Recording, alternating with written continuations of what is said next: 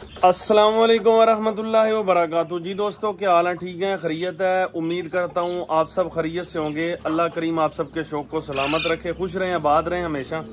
हस्बे मामूल आप सबसे गुजारिश, यूट्यूब का चैनल शौकीन लोग असील, ये मेरा पर्सनली चैनल है अपना, तो आप इसे जरूर सब्सक्राइब करें। इस पर इंशाअल्लाह ताला आपको बहुत सी इन्फॉर्मेटिव वीडियो मिलती रहेंगी। मुझसे काफी दोस्त सवाल कर रहे थे, नुमान भाई सोकड़े का क्योंकि आप इलाज कर रहे हैं तो उस हवाले से आपने हमें कुछ इन्फॉर्मेशन नहीं दी, तो इंशाअल्लाह आस्ता आस्ता कोशिश करके आपको थोड़ी बहुत जो है ना इंशाअल्लाह इन्फॉर्मेशन देता जाऊंगा। आपको पता है मेरे पास यहाँ पर कुछ टांगों की बीमारी का हमला हुआ, जिस तरह मैंने पहले भी जिक्र किया। यार मुझे पता भी है क्यों हुआ, क्योंकि मैं एक आपको पता है दूसरे चैनल पर यूट्यूब के वीलॉग्स वगैरह डालता हूँ, तो यहाँ पर डक्स वगैरह हैं और डक्स का वायरस मुर्गियों के लिए इंतहाई मुश्किल होता है। ठीक है, तो 100% जो है ना वो पढ़ना ही पढ़ना होता है और उससे काफी हद तक आपको नुकसान भी हो सकता है। लेकिन बस इसी सोच से मैंने रखे, मैंने कहा दूसरी जगह पर फार्म बना रहा हूँ तो इंशाल्लाह शिफ्ट कर दूंगा, कोई महीने डेढ़ की बात है। तो बस इसी वजह से उतनी देर में वायरस पड़ गया, काफी ज्यादा परिंदे जो मेरे टांगों से बैठ गए। तो लेकिन अल्हम्दुलिल्लाह अल्लाह के फजलो करम से फिर भी हम इलाज कर रहे हैं शिफा माल्ला के पास, और बड़े कीमती तरीन परिंदों को पड़ा वायरस।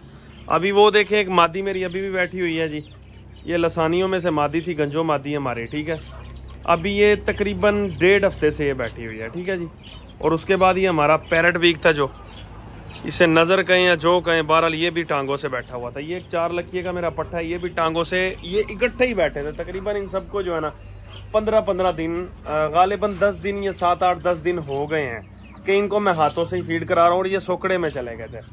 अभी सोकड़े के क्या इलाज है यार, ये आपको पहले भी मैं इस पर वीडियोस बना चुका हूँ। ये एक जो है ना, मैं 1000 बार कहता हूँ, अभी सोकड़े का इलाज कर रहा था, आप देखें गर्दन छोड़ गया, लकवा पड़ गया, ये देखें। ठीक है, गर्दन टेढ़ी हो गई है।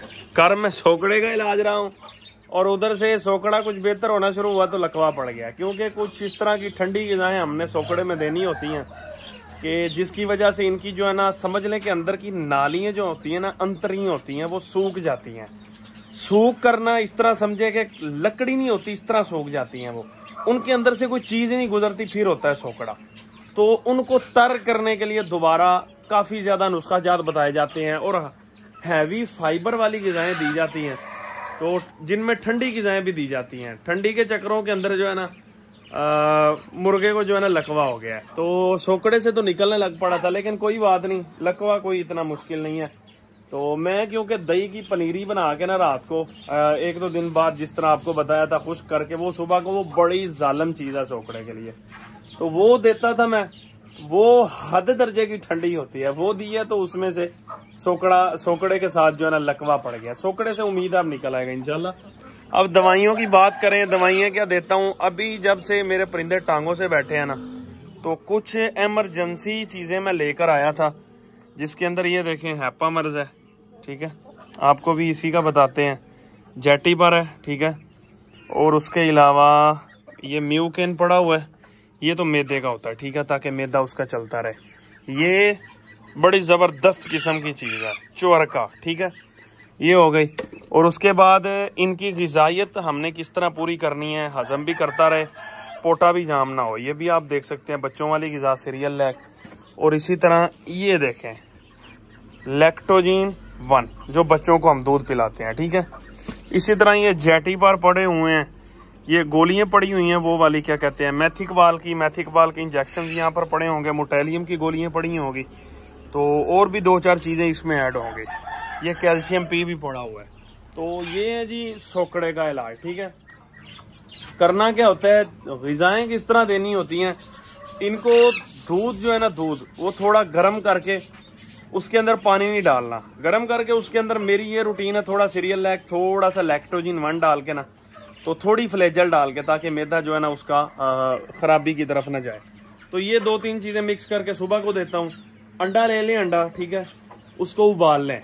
अंडा उबाल के उसकी सिर्फ सफेदी, जर्दी नहीं। मैं फिर आपको बता रहा हूँ, मौसम में गर्मी है, सर्दियों के अंदर तो आप थोड़ा बहुत कर लें, जर्दी का कोई मसला नहीं है, लेकिन गर्मी है अभी, आपने अंडों की सिर्फ सफेदी, उसमें फाइबर जो है ना अपना काफी हद तक होता है। और इसी तरह आलू उबाल के, तो वाइट वाले बिल्कुल मिसालों से पाक चावल दे सकते हैं, 14 नंबर फीड दे सकते हैं। तो इसी तरह जो है ना हाई फाइबर वाली चीजें आपने देनी है। कोशिश ये करनी है कि उनके अंदर मिसाला जात ना हो, مرچیں، یہ اس طرح کی چیزیں نہ ہوں بھائی، یہ معدہ خراب کرتی جائیں گی تو وہ نظام جس طرف ہم جا رہے ہیں وہ نہیں ہمارا پورا ہوگا۔ صبح شام ڈیلی بیس پہ ایک ہی ٹائم پر آپ نے کوشش کرنی ہے، دودھ کے اندر ہیپا مرز ملا لیں، اس کے ساتھ تھوڑا جیٹی پر ملا لیں، تاکہ معدہ اور اس کی جو اپنا کیا کہتے ہیں یہ یار بڑے جگر جو ہے نا وہ کام چھوڑ جاتا ہے، خون بنانا چھوڑ جاتا ہے۔ جیٹی پر اور اگر ہیپا مرز گرم دودھ کے اندر مکس کر کے وہ پلائیں نا، تو اس سے ان کے جگر کی جتنی مرضیں ہیں نا جو خون بنانا چھوڑ گیا ہے وہ بہتری کی طرف آتا ہے۔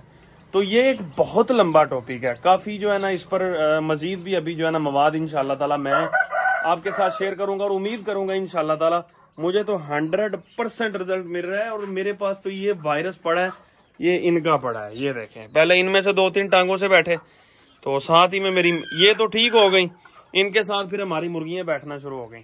اور ان علاج کے اندر سب سے جو مین چیز ہے وہ یہ ہے کہ میتھی کبال کا انجیکشن ہوتا ہے، 1 cc لگانا ہوتا ہے پرندے کی چسٹ کے اندر، 48 گھنٹے کے بعد پھر لگانا ہوتا ہے دوسری سائڈ پہ۔ تو انشاءاللہ تعالی جو باقی چیزیں رہ گئی ہیں وہ آپ کو انشاءاللہ تعالی میں نیکسٹ ویڈیوز کے اندر آپ کو انشاءاللہ وہ بھی کلیئر کروں گا۔ خوش رہیں، آباد رہیں، اللہ حافظ۔